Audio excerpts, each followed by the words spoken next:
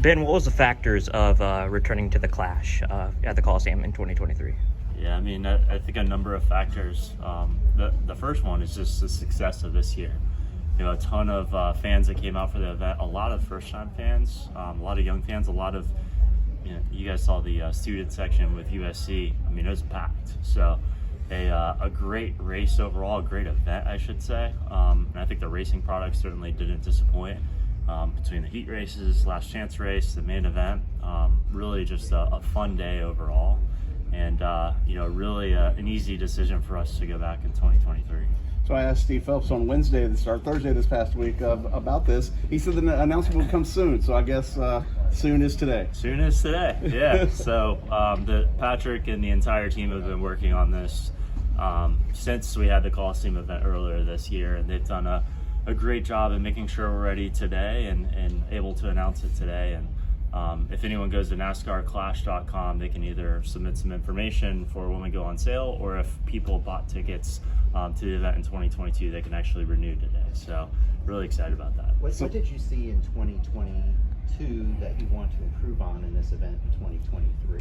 That's a good question, Bob. I think if you look at the event overall, a lot of successes that we had, whether it was Pitbull or Ice Cube or the format, I think as we think about 2023, we want to continue to level the bar up, whether that's from an event experience standpoint, whether that's from, talk about kind of Christmas Tree Lane, and as people are walking into the different fan zone areas, I think there's definitely some opportunities for enhancements.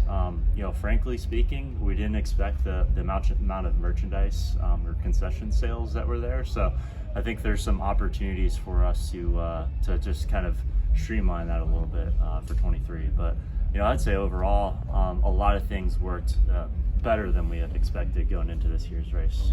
What about the future? And not only just for the Clash, but for other races.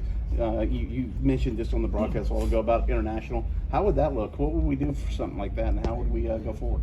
Yeah, it's a good question.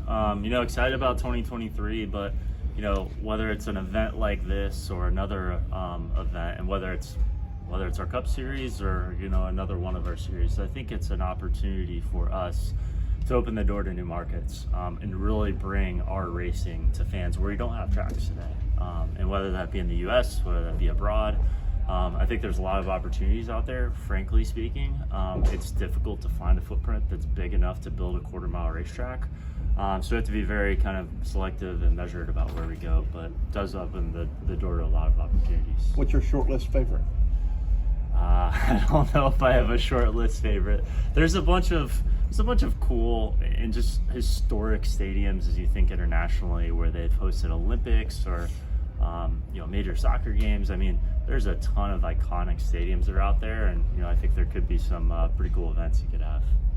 Ben, we saw the trucks run here yesterday. Is that something that's on the table again next year, or possibly Xfinity coming here next year? Yeah, so that's a good question. Something we've certainly looked at for sure. And I think one of our questions that we have too going into 2023 is, what does Sunday look like, but what does the weekend look like too?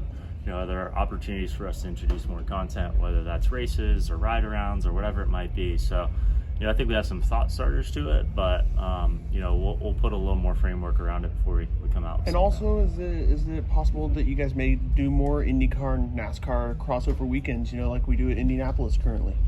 Yeah, I'm not sure. That's a good question. Indianapolis is a good example of it. When we have IndyCar there with Cup and Xfinity. I don't know what that looks like in the future. A lot of it depends on our schedule and their schedule, and thankfully there's great collaboration between the two as we build that out. But something we'll continue to think about.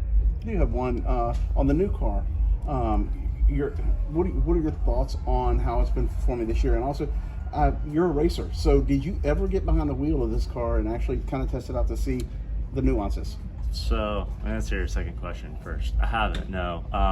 I think I had an opportunity at Bowman Gray when we were actually testing for the Clash, but I didn't have my stuff, so I didn't get to do it then. But I would say the racing this year, and this is putting my fan hat on for a moment. I think it's some of the best racing, frankly, I've ever seen. And if you look at every metric, the fan metrics for sure are off the charts. But you look at the competition metrics, whether it's green flag passes throughout the field, You know, the time differential between first and second. Every metric that we have is certainly up over the past few years, and some of the metrics are the highest that we've seen since we've started electronic scoring in '93. So certainly proud of what the next gen cars brought. I think if you look at the cars on the grid today, they look amazing. The 18-inch wheels, the body styling the OEMs did, and you know, I think it's really accomplishing what we had hoped it would.